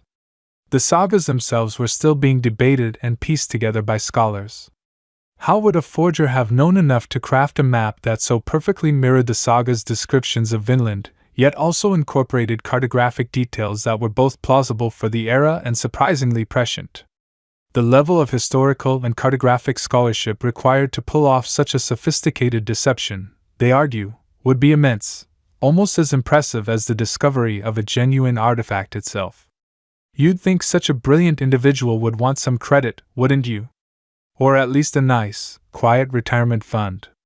But no, the alleged forger remains a shadowy, anonymous genius, which for some, just doesn't quite add up. Finally, the context. The map wasn't found in a dusty attic all by itself. It was bound with two other genuinely medieval texts, the Speculum Historiale, a vast historical encyclopedia, and the Relation of the Tartars, an account of a 13th century journey to Mongolia. This intriguing literary company, for the defenders, strengthens the case for the map's antiquity. While it's possible the map was added to the binding later, perhaps even centuries later, its presence within such an ancient volume lends it an air of legitimacy. It's like finding a rare baseball card tucked into a genuinely antique photo album. It doesn't prove it's from the same era as the photos, but it certainly makes you look twice. So, you see, the arguments for authenticity, while perhaps not swaying the majority of the scientific community, are not simply emotional pleas. They are intricate, detailed counter-narratives that seek to explain away the damning evidence, to reinterpret the flaws as features, and to highlight the sheer implausibility of such a perfect, yet perfectly anonymous, modern hoax. It's a testament to the human spirit's ability to find alternative explanations, even when faced with what seems like an open and shut case. And as you drift deeper into the story, you can almost hear the faint, insistent whispers of those who still believe, echoing through the quiet halls of academic debate. You know how sometimes you find a really cool old thing, and the first question everyone asks is, "Where did you get it?" Like if you suddenly showed up with a vintage, perfectly preserved NES, people would want to know if you found it in your grandma's attic or if you maybe borrowed it from a museum. Well, for the Vinland Map, that "Where did you get it?" question isn't just a casual query, it's a deep, murky, and incredibly suspicious rabbit hole that makes your head spin faster than a record on a broken turntable. This isn't just about a map, it's about its shadowy past, its convoluted journey through various hands, and how that journey itself screams louder than a banshee in a library, raising fundamental questions about its very origins. Imagine, if you will, the map emerging not from a dusty academic vault or a meticulously catalogued private collection, but from the hands of a mysterious Italian book dealer named Enzo Ferrajoli de Re. Try saying that 5 times fast after a warm mug of milk. Enzo was, by all accounts, a character right out of a spy novel, a man of intrigue, known for his ability to unearth rare manuscripts, but also for a certain flexibility with details. He was the first known person to offer the Vinland Map to the Western world, and his story of its provenance was, shall we say, a bit like a jigsaw puzzle with half the pieces missing and some from a completely different box. Ferrajoli claimed the map, along with its companion volumes, the Speculum Historiale and the Historia Tartarorum, had come from a Jesuit library.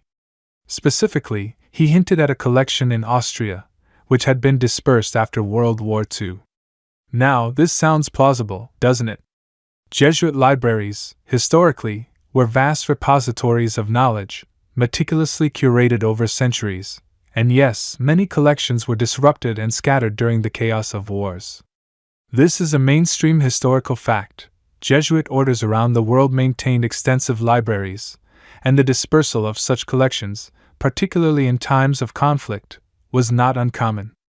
So, linking the map to a Jesuit source immediately gave it a veneer of ancient legitimacy, a scholarly pedigree that seemed ironclad. You picture solemn monks, quill pens scratching, the scent of old parchment, very comforting, very authentic. But the details, oh, the details! They began to fray at the edges like an old sweater. Ferrajoli's story was never quite consistent. Sometimes it was Austria, sometimes Spain. Sometimes it was explicitly from a specific Jesuit college, other times it was vaguer, just a Jesuit source. It was as if he was making it up as he went along, or perhaps, carefully crafting a narrative designed to obscure the truth. You can almost hear him, a gentle cough, a slight shrug. Ah, yes, the exact location. It slips my mind in the fog of war, you understand. The map, along with its bookish companions, eventually found its way into the hands of Lawrence Whitten, a respected American rare book dealer. Whitten, a meticulous scholar in his own right, was initially captivated. He saw the potential, the earth-shattering implications. But even he, despite his excitement, encountered the peculiar secrecy surrounding the map's acquisition from Ferrajoli. The negotiations were hushed, conducted through intermediaries, and shrouded in a cloak-and-dagger atmosphere that felt more like a Cold War spy exchange than a transaction for ancient manuscripts. It makes you wonder, if everything was above board, why all the whispers and shadows? Were they trying to avoid a bidding war, or something else entirely? Perhaps they were just really committed to keeping their poker face on, which, fair enough in high-stakes dealing, but it certainly raised an eyebrow or two in hindsight. And then, you stumble upon the truly juicy, almost cinematic detail, the alleged connection to a stolen Goya painting. This is where the story truly dips its toes into the quirky or fringe tidbit territory. Rumors, persistent and difficult to shake, circulated that the funds used by Ferrajoli to acquire the map and its companions were somehow linked to the recovery of a Goya masterpiece, the Duke of Wellington, which had been stolen from the National Gallery in London in 1961. The story goes that a significant sum of money, paid as part of the Goya's recovery, ended up in Ferrajoli's hands, and he then used it to purchase the map. Now, whether this was a direct exchange, a laundered payment, or just a deliciously scandalous coincidence, no one can say for sure. But the mere whisper of stolen Goya money attached to the Vinland Map's provenance? It adds a layer of illicit glamour and deep suspicion, like finding a diamond ring in a cereal box and wondering if it belonged to a bank robber. You just know there's a story there, and it's probably not a wholesome one. The lack of a clear, unbroken chain of ownership before Ferrajoli became a critical point of contention. In the world of rare books and art, provenance is king. It's the paper trail, the meticulously documented history of ownership that confirms an item's authenticity and value. Without it, even the most beautiful artifact can be dismissed as a clever fake. For the Vinland Map, there was no long list of previous owners, no faded auction records from centuries past, no family crest stamped on its binding. It just appeared. Poof! Like a magician's trick, only instead of a rabbit, it was a world-changing map. This absence of a verifiable history before the mid-20th century became a gaping wound in the map's credibility. If it was truly medieval, why no record of its existence for hundreds of years? Why no mention in inventories, no appearance in scholarly catalogues, no whisper in the vast network of European aristocrats and collectors who meticulously tracked their treasures? It's like having a grandparent who only showed up for the first time at your 20th birthday party. You'd have some follow-up questions, wouldn't you? The binding of the map with the two authentic, medieval texts, the Speculum Historiale and the Historia Tartarorum, also played a curious role in this unraveling provenance. Initially, this binding was presented as further proof of the map's antiquity. Look, they seemed to say, it's been living with these old-timers for centuries, so it must be old too. But as doubts grew, the very act of binding became suspicious. Was the map always with these texts, or was it a clever modern insertion? Some theories suggest the map was created relatively recently, and then deliberately bound with genuine medieval works to lend it an air of legitimacy, a sort of historical camouflage. Imagine putting a brand new, shiny plastic toy in a really old, worn-out wooden box and saying, "See? It's an antique! It's a trick as old as time, and one that forensic analysis would later try to expose." Historians still argue whether Farajoli himself was a victim of a grand deception or a knowing participant in a carefully orchestrated fraud, or perhaps something in between, a skilled opportunist who saw a chance to make a fortune and was willing to stretch the truth to do so. Was he simply relaying a story told to him by the actual forger, or was he part of the creative team, so to speak? The answers remain elusive, swirling around the map like the mists over a fjord. The entire provenance story is a testament to how easily a narrative can be constructed, how quickly a lack of concrete evidence can be filled with convenient assumptions, especially when there's a powerful desire for a certain outcome, in this case, the rewriting of history. The secrecy, the shifting stories, the whispers of illicit money, and the glaring gaps in its paper trail all converge to cast a long, dark shadow over the Vinland Map. It's not just the ink that's suspicious. It's the entire journey it took to reach our eager, questioning hands. And when an object with such immense historical claims has such a muddled, almost deliberately obscured past, you can't help but lean in closer, squinting, and asking, "What are you hiding?" And so, you find yourself standing, metaphorically speaking, at the precipice of a historical chasm, gazing down at the Vinland Map. It hangs there, suspended, not quite falling into the abyss of outright fraud, nor quite ascending to the hallowed halls of undisputed authenticity. This, my friends, is the heart of the unresolved historical riddle. The controversy, rather than fading with time or overwhelming scientific evidence, persists to this very day, leaving the Vinland Map in a peculiar limbo, a purgatory between a priceless artifact of groundbreaking discovery and a clever, almost audacious, modern deception. It's like that one friend on social media whose relationship status is perpetually set to "It's complicated." And you just know there's a story there, but you can never quite get the full, unvarnished truth. You might think that after the damning revelation of titanium dioxide in the ink, the case would be closed, the book shut with a decisive thud. But oh, if only history were so neat and tidy, especially when it involves something so tantalizingly revolutionary. Even with the scientific consensus leaning heavily towards forgery, a dedicated, albeit smaller, chorus of voices continues to argue for the map's authenticity, or at least for a more nuanced interpretation of the evidence. They point to the possibility of contamination. Perhaps the ink was medieval, but a later restorer, or even the original scribe, inadvertently introduced trace amounts of titanium from a contemporary, yet anachronistic, pigment. Imagine a medieval monk, perhaps a bit clumsy, dropping his sandwich, which unbeknownst to him contained a very tiny, future-forward crumb of titanium, right into his inkwell. Unlikely, yes, but not entirely outside the realm of desperate, last-ditch arguments. Or, they suggest, the dating methods for the parchment itself, which did align with medieval times, should take precedence over the ink. It's a bit like buying a vintage car with a brand new engine. The body is old, but the power source is suspiciously modern. Which part tells the true story of its origin? The true conundrum lies not just in the scientific debate, but in the absence of a definitive, smoking gun for the forgery itself. We have the titanium, yes, but we don't have a confession. We don't have a known forger stepping forward, chuckling maniacally, to claim their masterpiece. There's no detailed instruction manual found in an attic titled, "How to Fool Historians for Fun and Profit, and Maybe a Nobel Prize." This lack of a clear provenance for the deception itself adds another layer of mystique. If it was forged, who did it, and why? Was it a brilliant academic hoax designed to expose the credulity of the scholarly world?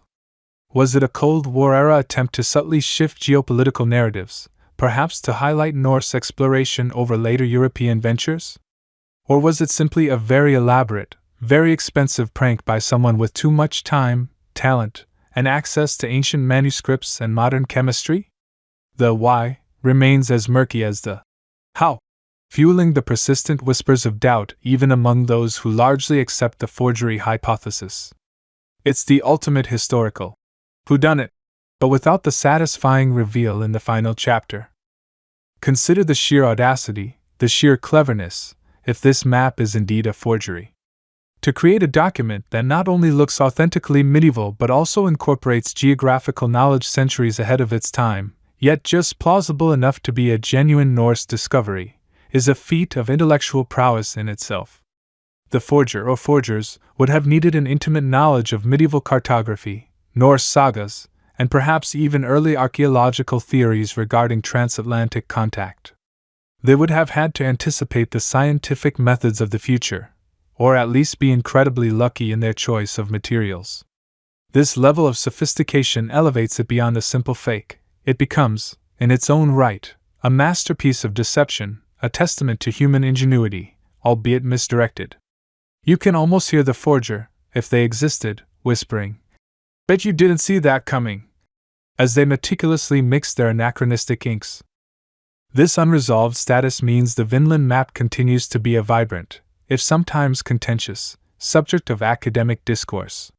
Historians still argue whether the map's initial discovery was a genuine scholarly breakthrough or the prelude to one of the most elaborate deceptions of the 20th century. Conferences are still held, papers are still published, and debates still rage in the hallowed halls of universities and in the quieter corners of online forums. It's a perpetual intellectual sparring match, where new analytical techniques are pitted against old theories, and the ghost of the forger, or the forgotten medieval cartographer, watches on. For many, the map serves as a cautionary tale, a stark reminder of the importance of rigorous scientific scrutiny in historical research. For others, it's a romantic notion, a whisper of what could have been, a symbol of the enduring allure of unexplored territories and forgotten histories. The map's very existence, caught in this endless debate, profoundly impacts its legacy. It can't be simply displayed as the map that proved Vikings discovered America. Instead, when you, the curious visitor, gaze upon it, or a replica, as the original is often kept in secure conditions at Yale University's Beinecke Rare Book and Manuscript Library, it comes with an asterisk, a silent acknowledgement of the ongoing controversy. It's presented less as a definitive historical artifact and more as a historical problem, a fascinating case study in scholarly intrigue, scientific detection, and the complexities of validating ancient documents. The hush of the library, the smell of old paper, the feeling of peering at something so profoundly old yet so potentially new, all contribute to this aura of unresolved mystery. It's a bit like trying to decide if that antique vase you bought at a flea market is a priceless Ming Dynasty relic or a very convincing knockoff from the 1970s. You appreciate its beauty, but the nagging question of its true origin never quite leaves you. And yet, despite the controversy, the map has undeniably shaped our understanding of early transatlantic exploration, even if indirectly. Before its emergence, the Norse sagas recounting voyages to Vinland were largely considered folklore, charming tales but lacking tangible proof. While the map's authenticity remains debated, the subsequent archaeological discovery of a Norse settlement at L'Anse-aux Meadows in Newfoundland, Canada, in the early 1960s, provided undeniable, Mainstream historical fact: Vikings did reach North America centuries before Columbus. This discovery, ironically, somewhat lessened the need for the Vinland Map as primary evidence for Norse presence, yet it didn't resolve the map's own internal riddle. Instead, it shifted the map's role from potential proof of an unknown history to a curious footnote, or perhaps a grand distraction, within an already confirmed historical narrative. The map, therefore, lives on, not as the bringer of new knowledge about Vinland, but as the enduring symbol of a truly epic historical detective story. So, as you drift deeper into the thought of this enigmatic parchment, consider its fate. It is a document that continues to defy easy categorization, a silent witness to a battle between scientific certainty and lingering doubt. It's a testament to the fact that history is rarely a closed book, but rather an ongoing conversation, a series of questions that we continue to ask, even when the answers seem just out of reach. The Vinland Map remains a fascinating, frustrating, and utterly captivating enigma, perpetually poised on the knife edge between priceless truth and clever artifice. Its story reminds us that sometimes, the most compelling narratives are those that refuse to provide a neat conclusion, leaving us to ponder the possibilities long after the final page is turned. You've journeyed with us through the thrilling rise and precipitous fall of the Vinland Map, from its celebrated debut to its current, rather ignominious status as a likely forgery. But now, as the ambient glow of your bedside lamp casts long shadows across the room, it's time to truly ponder the profound implications of this cartographic ghost, whether it's a genuine relic of forgotten knowledge or a masterwork of deception. Because, you see, the map's story, real or fake, fundamentally rewrites our understanding of early transatlantic exploration and, perhaps even more importantly, challenges the very bedrock of historical evidence itself. Imagine, for a quiet moment, if the Vinland Map had been definitively, unequivocally proven authentic. Picture the scholarly world's collective gasp of delight, the sudden, almost dizzying recalibration of centuries of historical understanding. You'd have witnessed a seismic shift in our perception of the medieval mind. It would mean that a cartographer, perhaps in the mid-15th century, possessed knowledge of North America, not just vague rumors, but enough detail to sketch a recognizable coastline, an island labeled Vinland Insula. This isn't merely corroborating the Norse sagas, which, bless their epic hearts, were always a bit like trying to piece together a jigsaw puzzle with half the pieces missing and the rest chewed by a very enthusiastic dragon. No, this would be tangible proof, a visual testament to a truly global medieval consciousness, long before the age of discovery supposedly kicked off with a bang. You see, while we comfortably acknowledge today that the Vikings, led by the indomitable Leif Erikson, did indeed reach North America around 1000 CE, a fact beautifully cemented by the archaeological discoveries at L'Anse-aux Meadows in Newfoundland, a UNESCO World Heritage Site, by the way, this map would have added an entirely new dimension. It would suggest that this knowledge wasn't just confined to a few hardy Norse adventurers and their oral traditions. It implies it might have filtered into the broader European intellectual sphere, perhaps even making its way to the quiet scriptoriums of Switzerland or Germany, where such maps were painstakingly crafted. You can almost hear the triumphant trumpets sounding for the Norse, and a faint, rather sheepish cough from Christopher Columbus, whose PR team would have had a lot of damage control to do. His discovery would be less of a groundbreaking revelation and more of a belated follow-up act, like being the second person to bring a casserole to a potluck.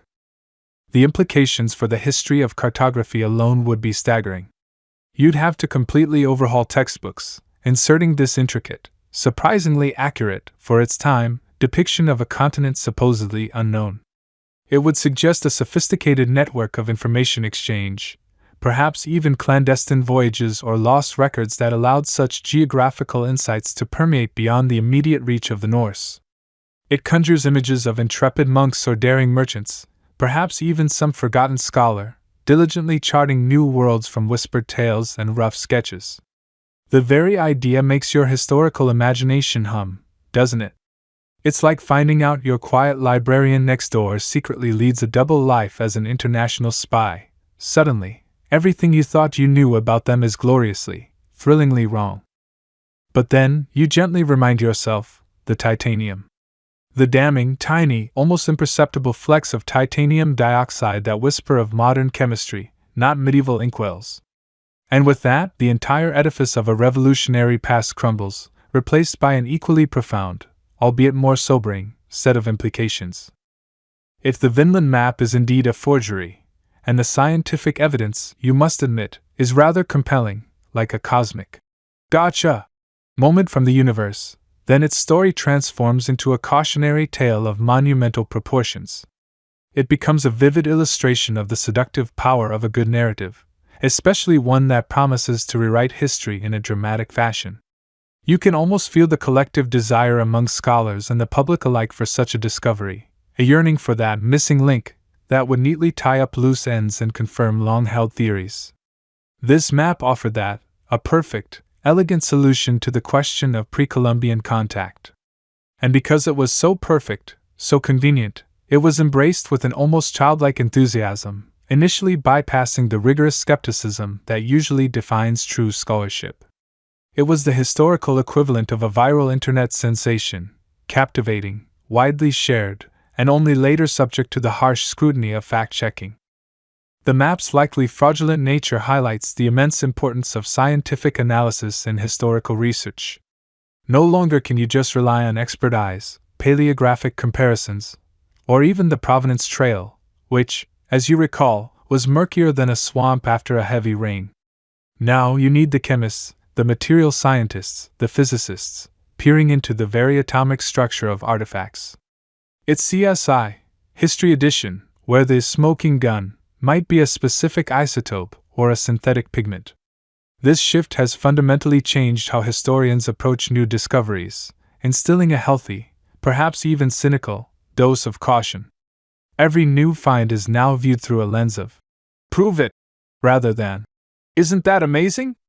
It's a necessary evolution, but one that sometimes feels a little less romantic, a little more like a meticulous audit than a grand adventure. Moreover, the Vinland Map story forces you to confront the motivations behind such elaborate deceptions. Why would someone invest so much time, effort, and considerable skill into creating such a convincing fake? Was it for financial gain, hoping to sell it for a fortune?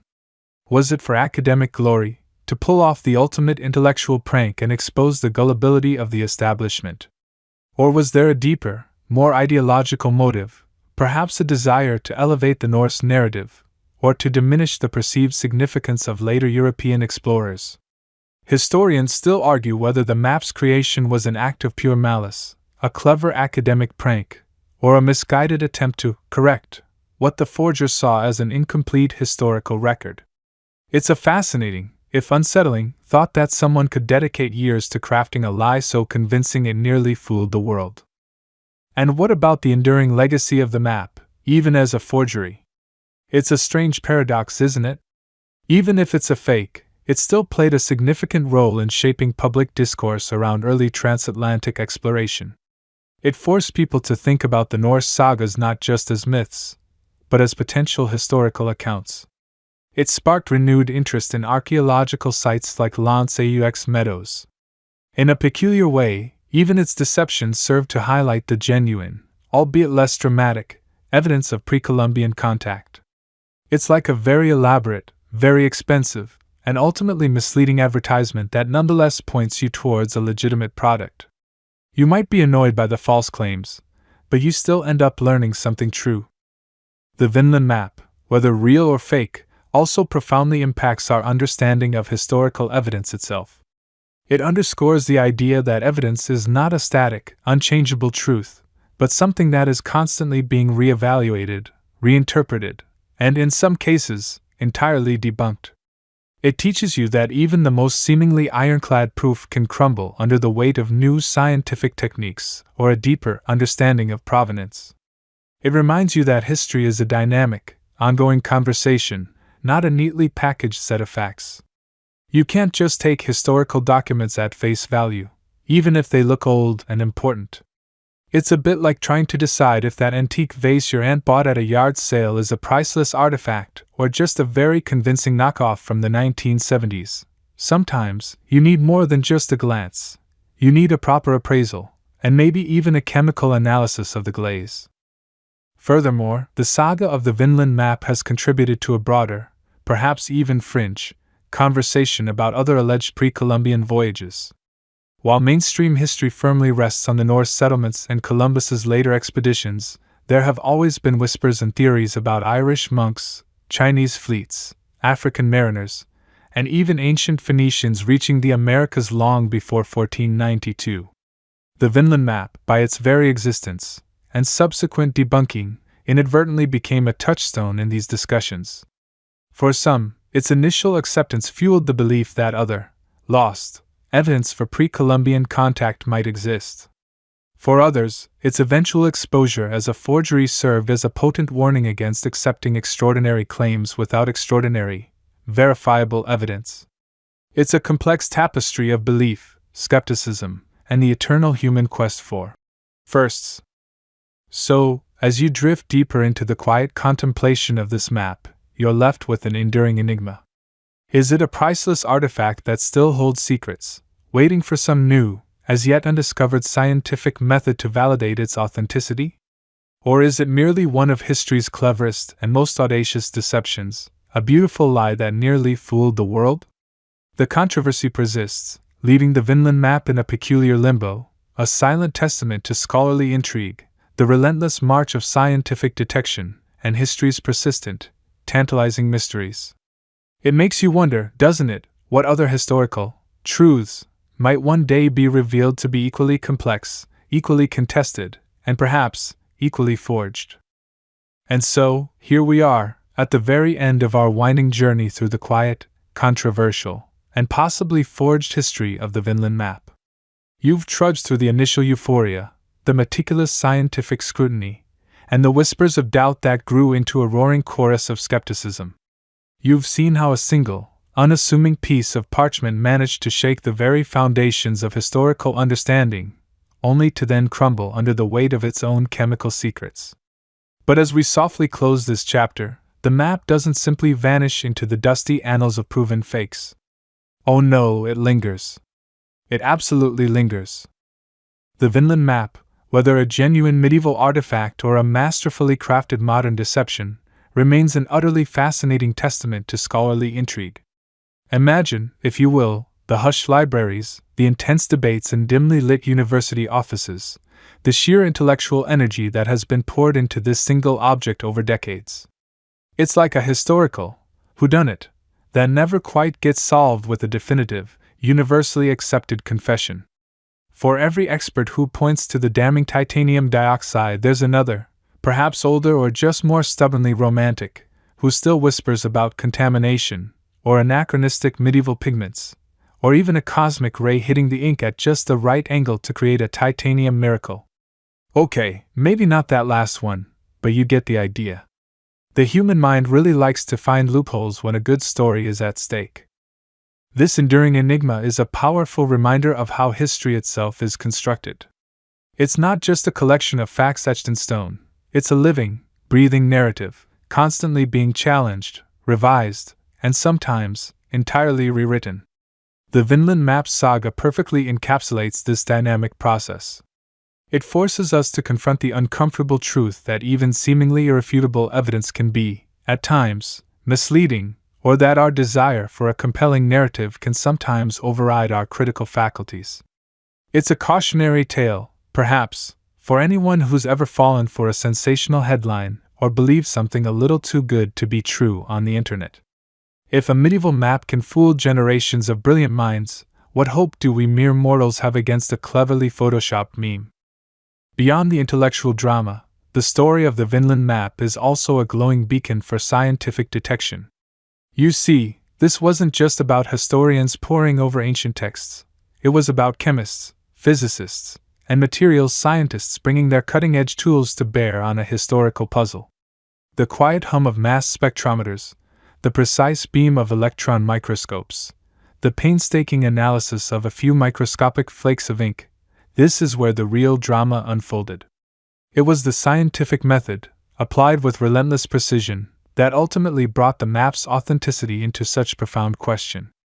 The discovery of titanium dioxide, a pigment not widely available until the 20th century, wasn't just a minor detail. It was the equivalent of finding a smartphone in a Roman ruin.